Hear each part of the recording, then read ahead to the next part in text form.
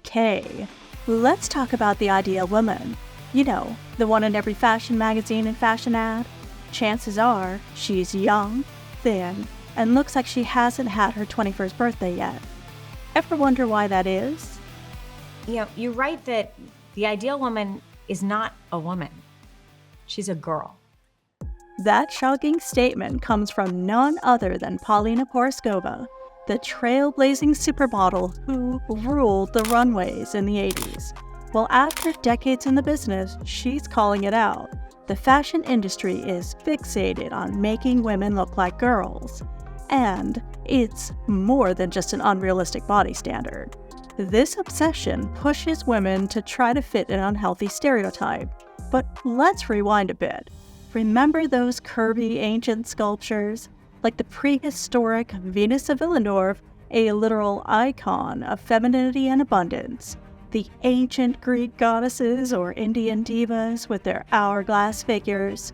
Or the Renaissance paintings with their full-figured ladies. Turns out beauty ideals have shifted wildly over time. But what's the constant now? Not a full-grown confident woman. No. These days, the so-called perfect woman has more in common with a teenager. While beauty standards have changed over time, the waif-like models that fill the pages of fashion magazines were fueled by the rise of the world's first supermodel, Twiggy, and her girly appearance. Now in her 50s, Paulina Poroskova realized she was still supposed to look like an innocent girl, and so is every other woman as she ages. So how do we get to this point? Because, let's be real here, it's mostly a bunch of men in charge pushing this fantasy. Want to get into the nitty-gritty, though, of how this whole system works and why it's hurting all of us? Then grab yourself another cup of coffee or tea, and let's unpack this mess. Alright, so who here is jumping on the Paulina Poroskova bandwagon? If you haven't, you absolutely should. This woman is iconic. Yeah, she's the infamous crying lady of Instagram now, but we first knew her as the bombshell model for the classic 80s Cars music video. These days, the supermodel turned author is holding nothing back in her raw, unfiltered memoir, literally called No Filter. In it, Paulina gets candid about her lifelong struggles with anxiety, the harsh realities of life in the spotlight, and how she triumphed over insider modeling and all that limelight bullshit. Get this, she was only 19 when she met Cars frontman Ric Ocasek on that music video set. They ended up married for 28 years before his sudden death, when she shockingly discovered he had written her out of his will entirely. From battling crippling insecurities and ageism to finding true acceptance and empowerment, Paulina lays it all out in her own defiant voice. And the best way to experience that powerful story is by listening to Paulina herself read it on Audible. Even better, new Audible subscribers can score this title for free with their 30-day trial. Just click my affiliate link to sign up and start listening to No Filter today. Believe me, you're going to want to hear this unfiltered life from this amazing woman who has seen and survived it all in the harsh spotlight.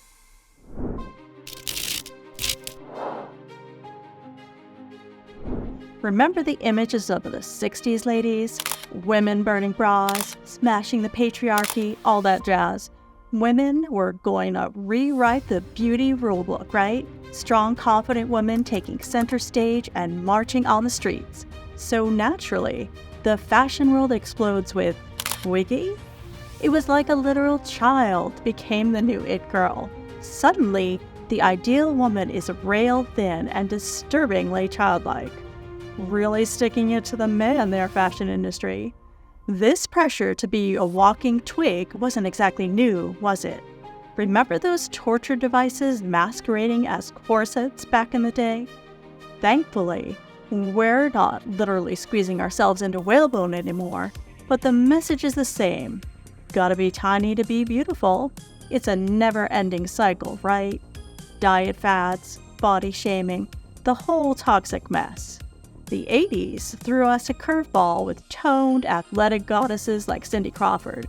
We were like, okay, maybe there's hope for a more realistic ideal. Then the 90s hit us with that heroine chick in the form of Kate Moss. Fashion whiplash, anyone? So who was pulling the strings on these ever-changing, frankly ridiculous ideals? You guessed it, a bunch of dudes in boardrooms.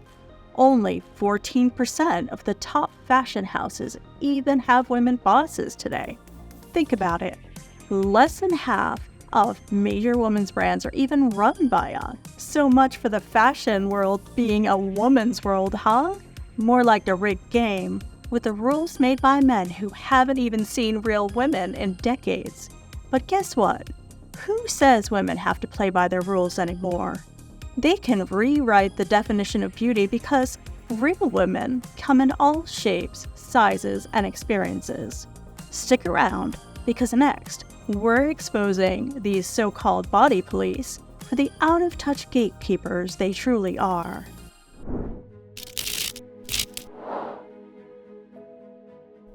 Alright, picture this. The top 15 fashion houses in the world, right? Powerhouses, setting trends, shaping how we dress. Now, guess how many of those are actually run by women bosses? Go ahead, take a wild stab. 2. That's it. 2 whole CEOs out of 15. Donna Karan and Loewe. In an industry where women spend 3 times more on clothes than men do. We're the freaking cash cows, keeping those brands afloat. So what gives? Are they just feeding us what men in charge want us to hear? Or more importantly, how they want us to look? Yeah, tiny and eternally youthful. Basically girls. Real empowering, huh?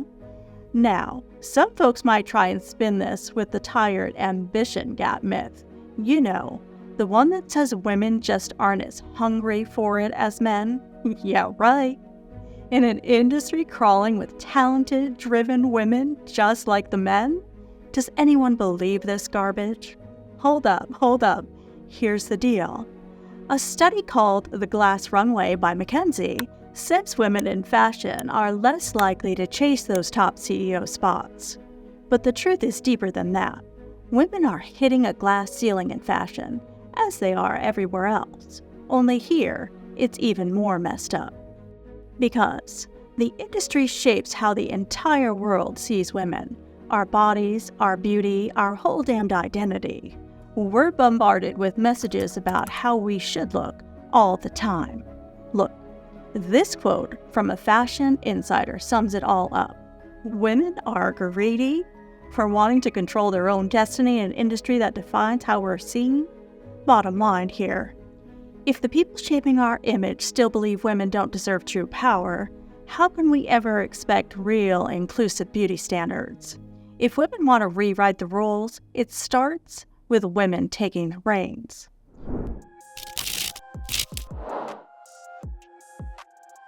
So, ladies, let's talk about the elephant in the fashion room. These men in charge, they're the ones perpetuating this tiny girl ideal on the runway. Sure, they've gotten better at the whole "we respect women" routine. Their websites are plastered with gender equality as our core value and sheroes, not zeros, type messages. But progress is slower than snail mail despite all the talk. Why? Because fashion is still a boys' club at the top. We're talking a measly 14% of major houses have women as CEOs. And get this, McKinsey's report found some women in leadership actually hold themselves back. One exec said she limited herself, like they've been gaslighting into accepting the girly role. But here's the thing, women are the driving force behind the entire fashion industry. Women spend way more on clothes than men. And we're the designers, the marketers, the ones shaping how clothes are made and sold. So, where are the women CEOs? This probably sounds familiar, right? Raise your hand if you've ever felt underestimated or pigeonholed just because you're a woman. The survey went on to say that 80% of male execs felt they had a clear path to the top, but only 65% of women. Plus, dudes get promoted without asking, twice as much as women. How do I get ahead? Asked one woman manager. It's a complete mystery, right? The answer? It's because they don't want women in. The good old boys network. Men get sponsors and mentors that women can't even dream of. And even when women do make it to the top, they still face additional challenges. One CEO said she had to choose between work and family. Oh, come on. Like men at the top don't have families? And can you still believe some women are buying into this? Studies show the pressure to do it all hurts working moms' careers. Hello? And that's being called a parent in this day and age. In the end, it boils down to men still seeing women as objects, whether it's models on the runway or execs in the boardroom. But here's the game changer. Companies with women leaders actually outperform those run by men. So, fashion industry, listen up. Women are either your pretty little playthings or the key to your success that you've been ignoring. Time to wake up and smell the coffee.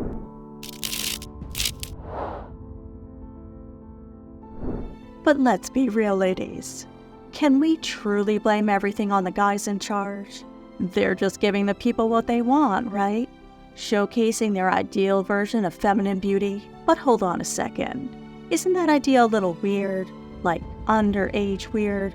Seriously, is this what they think grown women want to see themselves as? Because, let's be honest, it's confusing. But here's the kicker. Survey a bunch of those male fashion execs, and they swear they see no problem. Tons of women designers, no issues here. Right. Look, the truth is, this constant push to infantilize women isn't harmless, messes with women's self-esteem, tying our entire sense of worth to how we look according to these unrealistic beauty standards. But here's the question we all need to ask.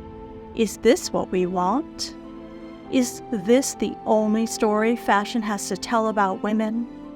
Where are all the powerful women, the confident, accomplished women who are shaping the world? Because guess what? They're out there, and it's time the industrial fashion complex caught up.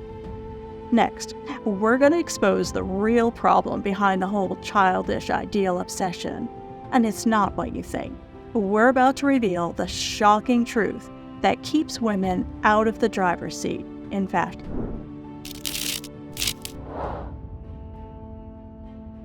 Hold up, ladies. I know you're getting amped up. This isn't a manhunt. We all have amazing men in our lives who respect strong women. But here's the deal. The fashion industry has a twisted view of femininity. This ideal woman is a wide-eyed child, someone easily molded, not a real woman with her own voice. Apparently, women are all supposed to stay stuck in that just out of high school phase forever. Come on. Women grow, change, rock different styles at different stages of life. There's no shame in that. But for some reason, fashion, still dominated by men, wants to keep pushing this unrealistic, frankly, creepy little girl image on us. We think this hurts everyone. Young women pressured to conform, and mature women constantly bombarded with the message that they're somehow past their prime. So how do we break this cycle? We need more women's voices, their experience, their vision, at the top. Women designers and CEOs who will inject respect, empowerment, and real-life experiences into the brand shaping how women are seen. Think Coco Chanel. Her power suits redefine femininity, and the spirit lives on in trends like quiet luxury today.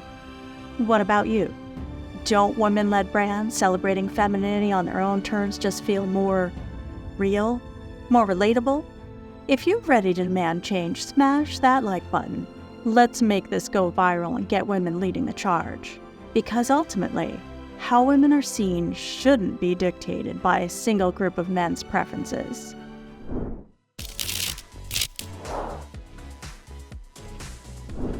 seems to us that the industrial fashion complex and modeling need a revolution, not a makeover. Sure, there's been a sprinkle of inclusivity lately, but it's like sprinkling sugar on a rotten apple. Remember what we exposed about the beauty industry ignoring older women? Selling the idea that women are only valuable if they look like teenagers. This isn't just creepy, it's blatant discrimination against half the population, and it has to stop, ladies. Paulina Porskova said that ageism in modeling and the industry needs to change. Exactly. Women are powerful, beautiful, and can be radiant at any age. Shouldn't there be more older models rocking high fashion runways? Proving beauty has no expiration date? Women designers and executives need to be leading the charge, creating an inclusive vision of femininity. We need to celebrate the beauty of every woman, at every age, and every stage of her life. This is our power to reclaim. Join the Forever 50 community to learn more about beautiful aging. See you in the next video, ladies. Let's rewrite the script on aging together.